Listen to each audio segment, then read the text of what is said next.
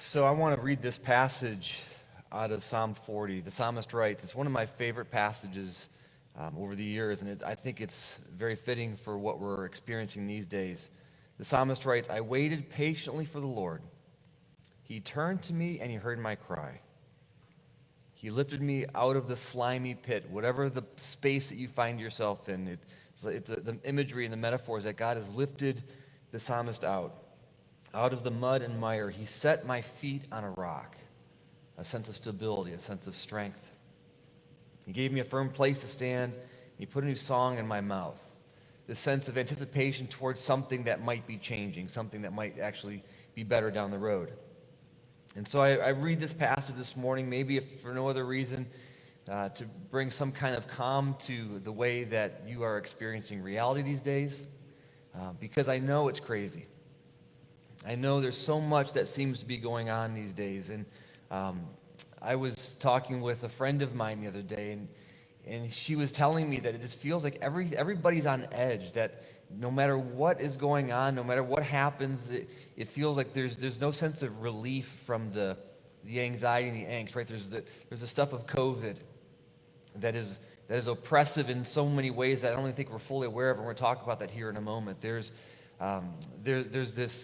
the sense of the unknown, of the economic situations that many of us might find ourselves in, or we're in our homes and we're sort of imposing upon each other in terms of our kids or our partners or our spouses, and some of that's been maybe going a little bit sideways, and we find ourselves creating different rhythms and practices that are maybe not healthy. And so you find yourself in this place that all it takes is for one person to say something ever so be it trite, and you explode.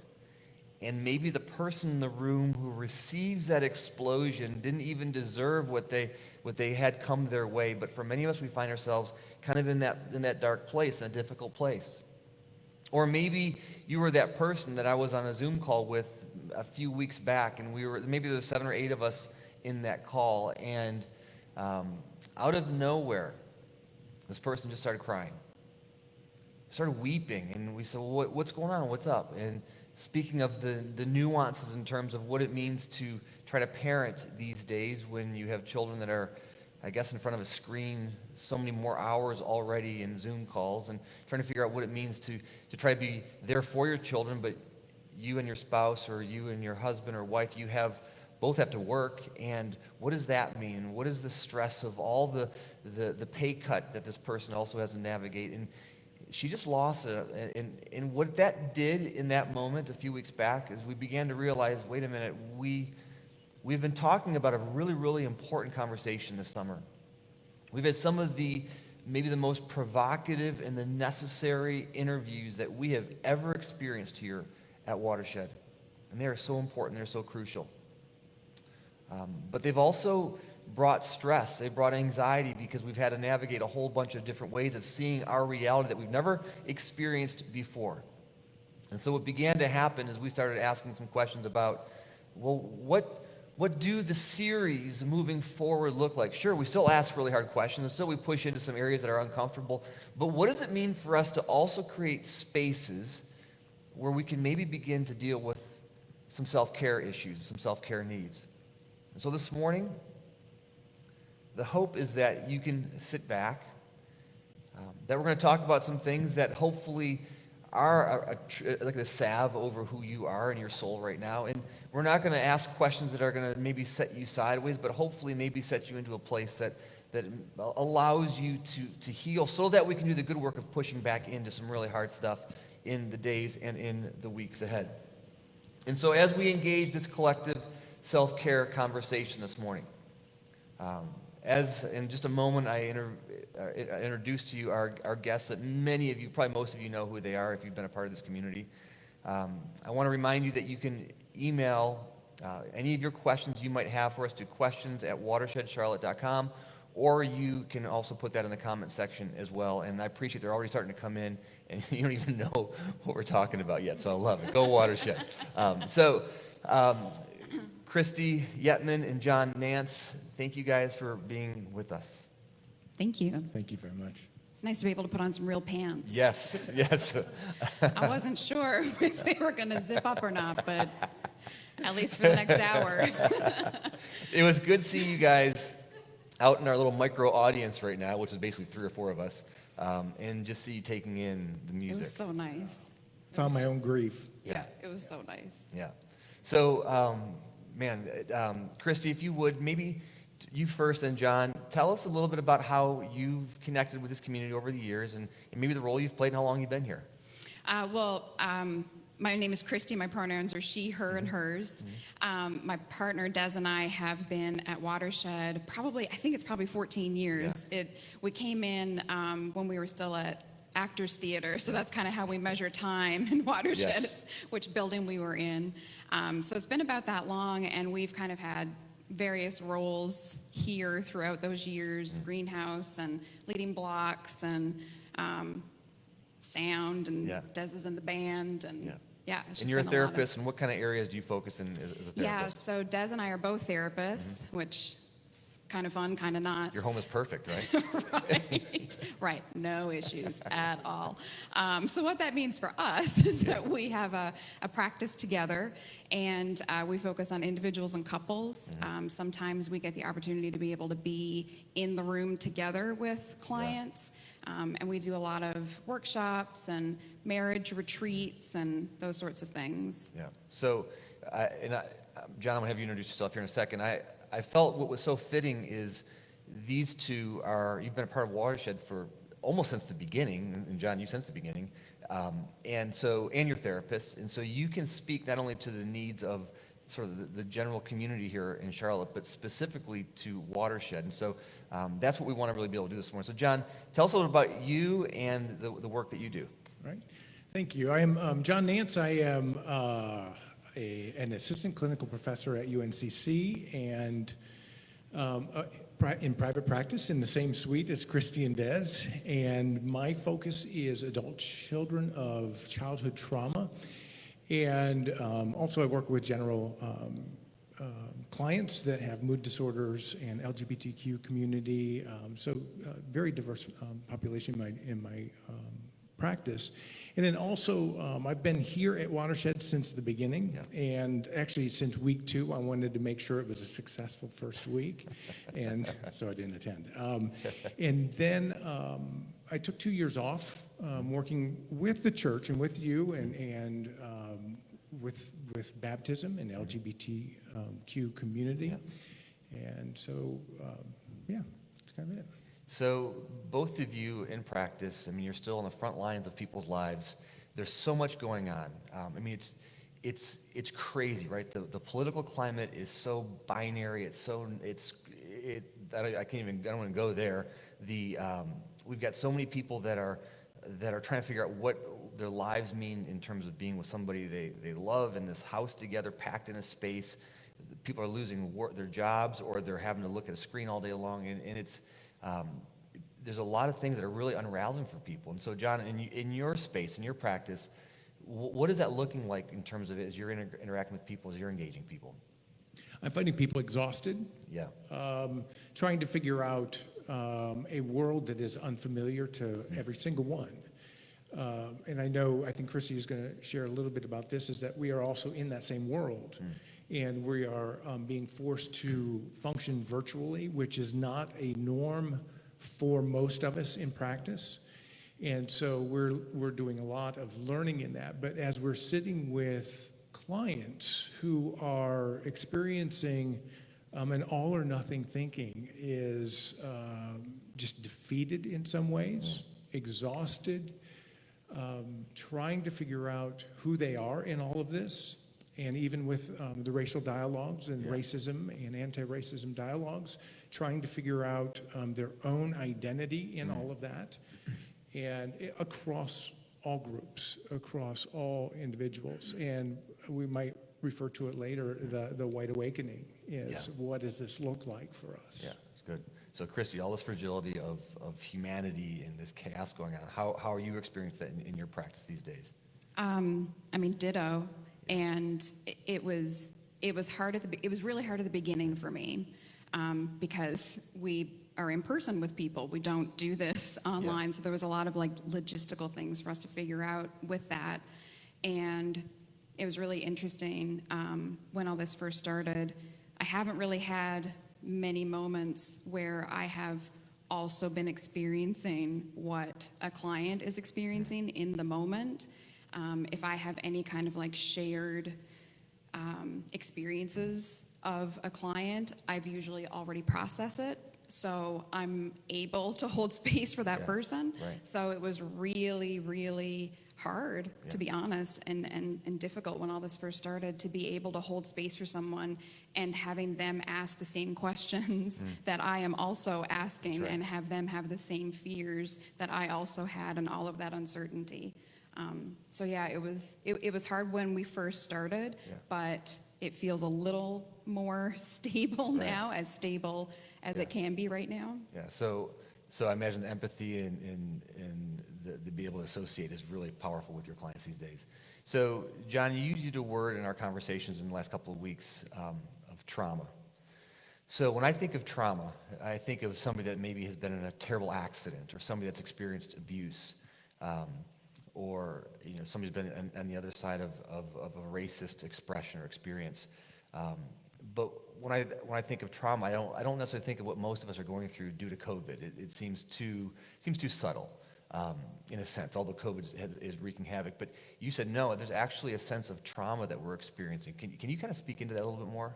Yes, we are being held captive. Yeah. It's, for many, it's a comfortable captivity, but we are losing control. We don't have control over the things that we normally do. Yeah. And so in that captivity, we're trying to make sense of where can I go? What can I do? People are mandating me to do things I don't want to do. And we have this discomfort, and it's a chronic crisis that we're experiencing. And so being held in that captivity, we may be experiencing the flush of our chemistry, where our reptilian brain, or our amygdala, senses a threat, where we then respond: fight, flight, freeze, faint, or flock. We can't flock right now, but we can freeze, we can fight, we can flee, but we go into a trauma reaction, and so our emotions may be all over the charts. So are you saying that when we are experiencing trauma, many of us might, so again, if we're in an accident or if we're in an abuse situation, it's almost defined, but for many of us now, it's subconscious, that we don't even understand that we're encountering trauma. Yes, the response, the brain response to trauma is a flush of yes, what all am I trying to think here? We get we get adrenaline, and we respond without even thinking about it. And so we have a visual, we have an emotional experiencing, but we're not in a processing place. And so if we don't intentionally process through it, if we don't put it into our narrative, it stays in reactivity. It stays in a place where we get triggered, we react without really thinking about it. And so that's part of what we're doing up here today, is saying, okay, what is the depth of our emotional experiencing, and how do we process that? So trauma, we might think of it as something dramatic, but actually it's something often very subtle. And in its subtlety, it can actually be almost more destructive, because we don't give it its energy, we don't give it its life. Sometimes it's the loss of options. It's the loss of autonomy. It's I don't have control over anything. It's the non-predictability, if that's a word. This is what is happening right now.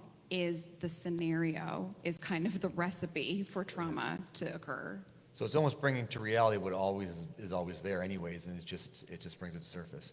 So, Christy, I know you work with families and couples, and that often involves children in terms of the dynamics there.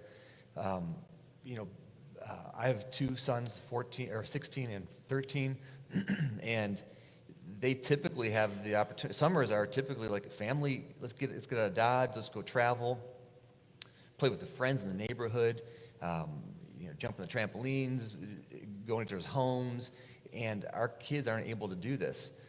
So we find ourselves in these places of, we sort of come together as a foursome in my home, and we might get sick of each other, and that's all we got. Or there's only so much to do, and it doesn't take much for fuses to kind of intensify. And can you speak into the nuance of what it means to navigate some of the parenting or the children things these days? Yeah, it's all very heavy. Yeah. And now with, when we first started having this conversation, it felt like things were a little dampened, like emotions were a little dampened. But now with school starting this week, everything has, we've talked about, it's kind of felt like this collective, Yeah.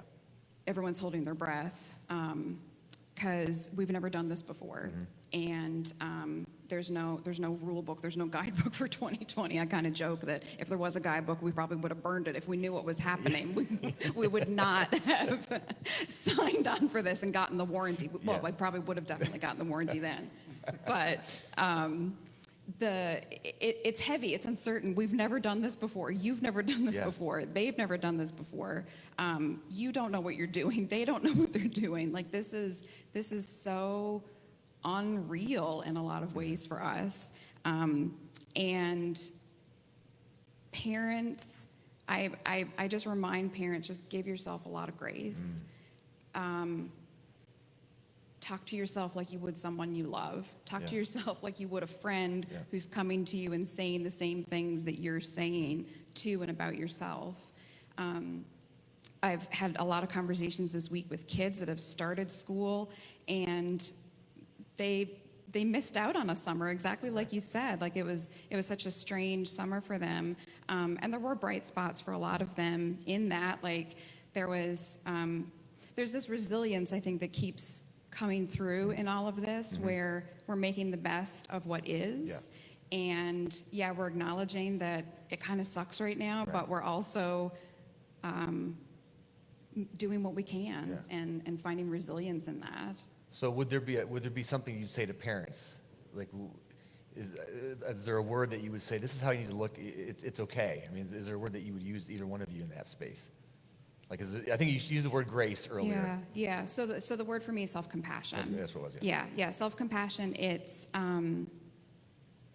holding space for yourself, is what it is. It's that talking to yourself like you would someone you love. And I'm doing this gesture of putting my hand on my heart, because that's what I do when I have to show self-compassion to myself and demonstrate that to myself. I put my hand on my heart and I say something, sometimes it seems kind of cheesy, but I say something just really comforting to myself, exactly like what I would say to a friend if they called me. I say, this is really hard right now. You're doing the best that you can.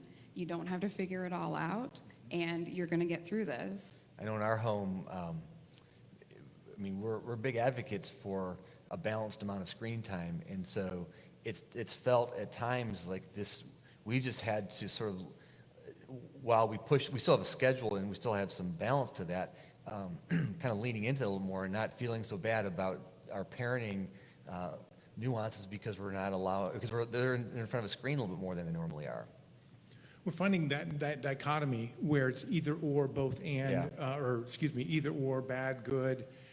That's where I would say is to find the both and in all of it, is that you both don't want your kids to be on the screen, and yet they have to be. Yeah, right. And so where's the grace in that? And so that you're doing a great job, and at times you feel like you're falling apart, it's okay. Yeah. So you're doing both probably at the same time in some ways. Well, you hope so. I know in our home it's been crazy, and it's been really meaningful at times, where our sons, when we say, all right, done with the TV, their next level of entertainment or their default is music and their guitars. And so they've spent hours in their room playing their guitars and watching them kind of evolve in that. It's been a lot of fun. So one of the things the other day, I was somewhere and somebody walked up really excited, and they stuck their hand out to shake my hand, and I fell for it. I got sucked into it, and I shook their hand. And I was like, no, and then I had to wipe it down and all that. But I got the COVID. And so I found myself, but in it was like, wait a minute, this feels right. This is really good. I'm finding myself not having those kinds of connections. talk to me, Christy, about the physicality of what we're missing out on, how much that does mark who we are and how we see our days. I mean, we're physical, connective creatures, and not being able to hug someone it's been really hard for me. Not being able to hug people, not being able to even like stand close to people. I texted John the other day and I said, do you know it's almost been 6 months since I've given you a hug? Like that. Yeah. That's a long time to not have the normal life and connection that you have with other people. So sometimes it feels lonely for people. Yeah. Sometimes they will develop behaviors that are kind of in response to that are more, what's the word I'm trying to think of? Like a lot of drinking, a lot of numbing. That's the word I'm looking for. These numbing out behaviors, these adaptive behaviors. That because feeling that loneliness is not. It's hard. It's hard to feel that sometimes. That's We've good. been talking about coping mechanisms, both those we want and those we don't want. And how do we amplify, how do we grow the coping mechanisms that we do want? I was laughing at the first 2 months of COVID lockdown, where I was mapping out the weeks in terms of pans of brownies eaten, and sadly, I'm the only one eating them. So 15 pounds later. For me, it was loaves of bread. So thank you for the loaf of bread, by the way. Just grace. I go back to that grace that Christy was sharing. That is, how do we extend ourselves the grace that we're doing some things that we don't necessarily want to be doing, but we're doing very well in other things. Yeah, so to your point, maybe we're struggling in some areas and maybe the balance isn't there, but we're finding real energy and real growth. I hear people that are learning whole new ways of understanding something. Or I heard something the other day who lost their job and they're researching what it means to be an investor, like they're in that space, or reading up on parenting or how to make their relationship work better. So while we are struggling in some of those areas, it's been neat to watch how some people are really finding some energy in that. So I mean, you hit on it, John, and I think this is an important conversation because there are patterns and there are rhythms that are coming out of COVID that are really, really good, and then there's some that are wreaking havoc. And how do we? Because I assume those patterns that are not helpful, we're doing that because we're trying to mask something, trying to cover something up. Is there some more that you would want to say to that? Is there more that you want to lean into on that front? We were talking about emotionality earlier, and the emotions where we both have feminine and masculine within us. Yeah. And so I feel, but I don't always identify the depth of the emotion. And so, like, when I started as a counselor in training, I knew about sadness, anger, happy. That's about it. 3. And we learn that there are pages and pages and pages of emotions if we can identify them. So underneath the major emotions are more complex experiencing. And so as we were talking the other day, I was like, now, Scott, if I were to share with you in therapy, I would be like, okay, what's underneath that? What's underneath that? And so just being authentic with ourselves, that we don't feel good right now. We feel a lot of bad for many. Is that, okay, so what's under that? And what is the depth of that? And how can we live with just some of that, the negative feelings, and that they're okay? Yeah. We can still be safe in those negative feelings. That's good. So It's not this like all or nothing. Like there's room for it all. And like we talk about, I know I've mentioned to you how there's a lot of people who will talk about all of, like, they'll lay out the list of all these things that they're worried about and all the stresses that they're having and the layers and layers and layers of it all. And then they'll follow it up with, but I'm fine. And we just kind of chuckle together. Me and my clients will kind of chuckle about it, and it's like, oh, that's it. Like throw on a global pandemic, and everything's fine, right?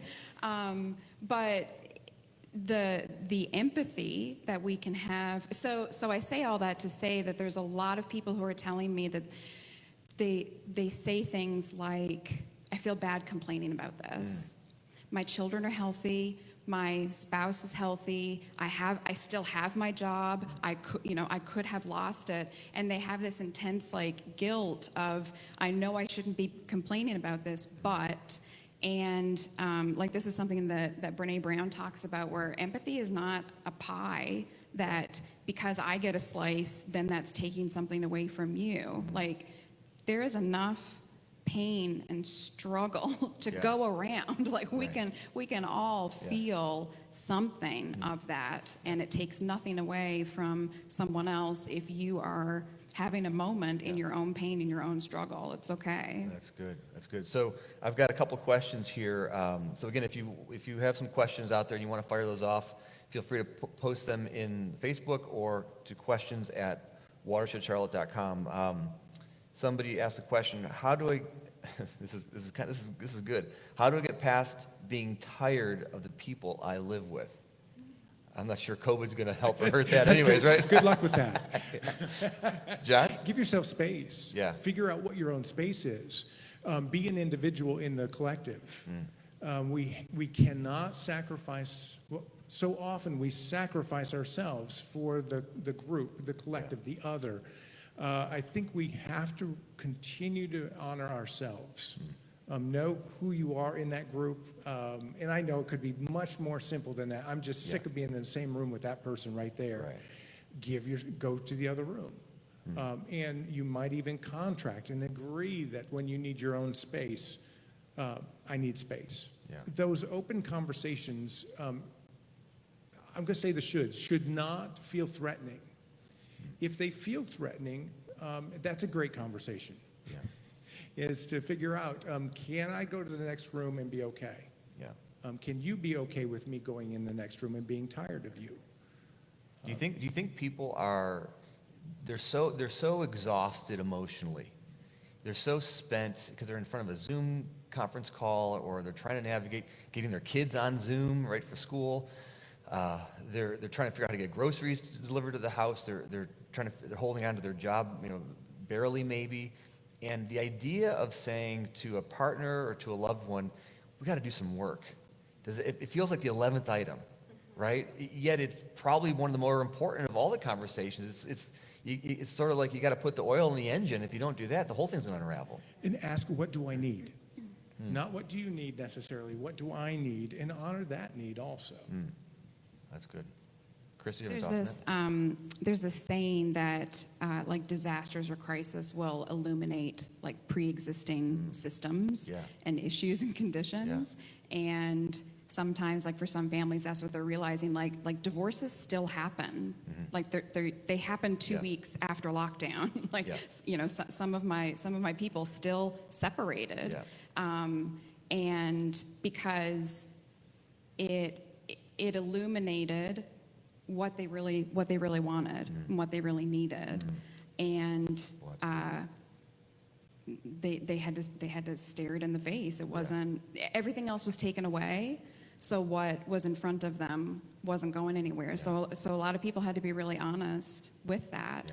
And some people COVID has been really good for them and their relationships and their marriages, and they've actually had the time to work on things. And to practice, to not be so distracted by work and kids and everything else, and to actually have time to be able to engage in conversation with each other. So for some people, it's been really good. Man, there's so much we could spend on that, and that requires almost a whole morning of itself. So that's good in terms of the days that I could see us maybe having more specific conversations there. So again, if COVID has been its own issue, and in midst of all this, we have this other conversation that surfaces in Black Lives Matter, and maybe 3 months ago or so, 4 months, maybe 3.5 months ago, it hit us full on and needed to. And in doing so, it brought up a whole bunch of different questions, a whole bunch of different ways in which, for many of us, we literally didn't know what to do in terms of living in it. We didn't know what to say about it. We didn't know how to respond to it. There's these injustices that are happening. And I think, to your point, like difficulty only brings that injustice more to the surface. And so, the Ahmaud Arbery's and these loss of lives for tragic reasons, it brought to the American consciousness and the global consciousness that there's something systemically really off with all its imperfections. And I found myself, albeit in a community where I have siblings of color here who have been really, really helpful in me understanding what we've been experiencing, but I know not everybody has that luxury. And so early on, I was feeling a lot of stuff that I didn't know how to put into containers, because I'd hear people that are in my life that are on one side of the conversation. I hear others on the other conversation, because for some people it becomes a very binary conversation when it's not, but that's how people often, most of us see it. And I think the thing that I was feeling, and at a couple of things early on, especially in particular, and I hear my friends, my white friends tell me the same thing, is they feel a lot of shame and guilt. And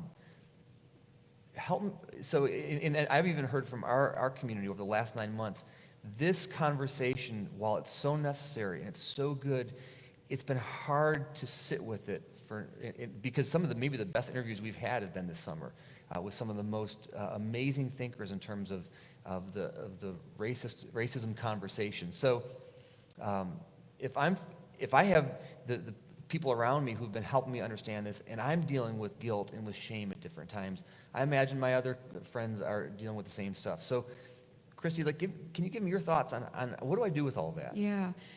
So I think that it's important to maybe talk about the difference between guilt and shame. Guilt is I've done something bad. Yeah. Shame is I am bad. And I think the response for a lot of people in doing this work, this racism reckoning work, is the reaction of shame, is that it's turned inward, and that we get the sense that we are bad in some ways. So being able to recognize that shame, I'm a big Brene Brown fan, so I'm going to say her name again, but she talks about how being held accountable for racism and feeling shame is different than being shamed. Oh, that's good. And there's so many times where the reaction that we have is because of what John talked about earlier, with that like reptilian brain of we're feeling threatened and we're in this trauma state, and the reaction that we have to trauma and to threat and fear is the same response, and lights up our brain in the same way that shame does. Yeah. So that is why we have these reactions instead of responses to the shame that we may be feeling. That's good. And there's a collective or individual, either way, despair also in this with the White Awakening, where my wall of belief was built without mortar, and I pull that one brick out, and that wall falls down. And I look at the wall, and I find the despair in my life of beliefs, and the pain, the hurt, and then I go to the reactive self. How do I rebuild the wall? Yeah. And what does it mean? And how can I start to look at each brick? And in my privilege, I have had times where I get to take breaks from things. I would continue to encourage the breaks, because no matter if there's privilege or not, everybody needs a break. And so to be good to self, have mercy and grace for self in the learning process. We could be defended and say, I am not going to pull that brick out because I know what's going to happen. Yeah. So what I'm hearing you say, because I think we talked about this earlier as well when we were kind of discussing this morning's conversation, it's really, really important to take the breaks so that we can go back into the work, right? So that we can have the strength to go back and whatever whether it's the anti-racism work, whether it's therapy, whether it's our relationships, whether it's our parenting, our work, whatever it might be. So to be able to take respites so that we can go back and out there, that's good. I want to sort of pivot a little bit if I can, because I want to address some of the conversations and some of the questions that some of you guys are asking out there. Really, really, really practical one. And Christy, I'm going to give this to you. How can I date in this pandemic? And now, I don't know if that's a person that already has somebody they can date, or there's somebody looking for somebody to date. I mean, dating's tough without a global pandemic. I'm from Newfoundland, and one of the leaders of the province kind of said that, you got to be careful during this time because you may get more than what you bargained for. But yeah,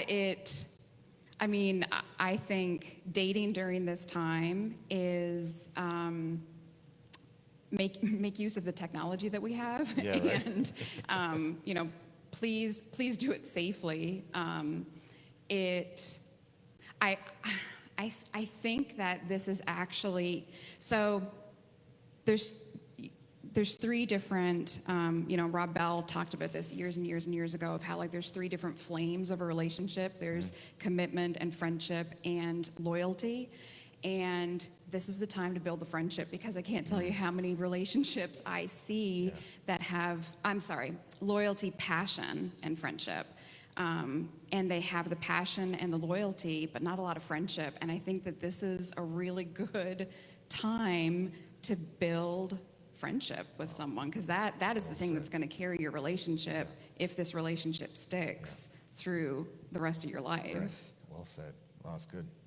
As therapists, we had a resistance toward telemental health in the interventions through virtual technology. Yeah. In relationships, I've got several clients who are trying to figure out how to date. Yeah. And they've had a resistance toward the technology. They wanted it face to face, and now they're being confronted with the reality it has to be, or maybe should be dating. Yeah. And they're trying to figure that one out and are finding that it is doable. Huh. But again, friendship is the beginning. It's not the passion necessarily. Yeah, no, that's good. All right, very good. So, there's so much we could talk about up here, and thank you for the questions from you Watershed folks.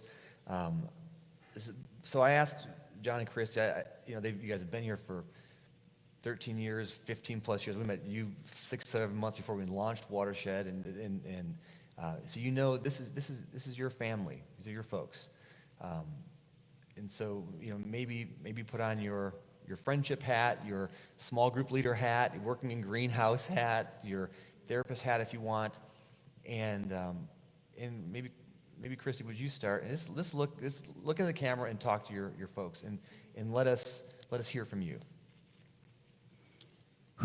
So this is hard. It feels hard because it is hard. We have not done this before, and we will get through this. Make sure you eat, take care of yourself, get your sleep, wash your hands, ask for help when you need it, be honest with yourself about when you need help, and feel what you're feeling. Remind yourself that it's okay. There's nothing wrong with how you feel, and we're going to get through this. John, what would you say? I don't know, and yet the encouragement I have, I brought up the idea of hope for us as individuals and as a community, is that we must rely upon hope.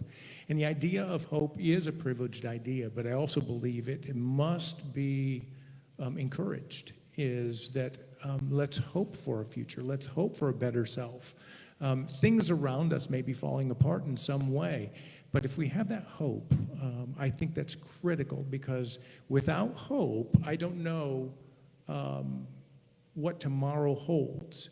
And John Lewis, I had the privilege of meeting him, and when I was sitting there, right literally at his feet, about 6 feet away, I heard him say, "Be not afraid, be bold, be courageous, and whatever you have to do, do it." And that's one of those statements I think that I have to hold on to in so many areas of my life, is be not afraid, and be courageous, and be bold.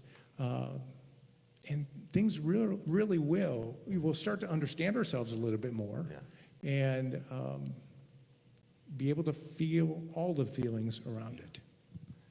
Boy, that's good. So, John and Christy, thank you. Thank you for this morning. I told them, as we're meeting leading up to this point, I said, I think I need to give you my credit card because the therapy that I received, maybe unintentional from you guys, but this is the way you guys live. So thank you for speaking into our community one more time. You've done it for so many years now. Thank you for investing in our folks.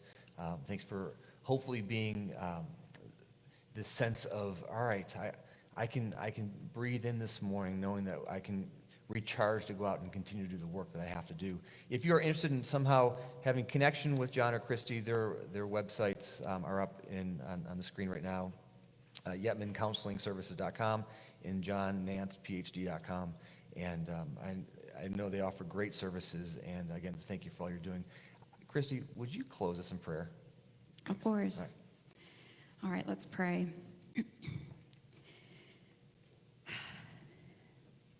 God, help us to breathe.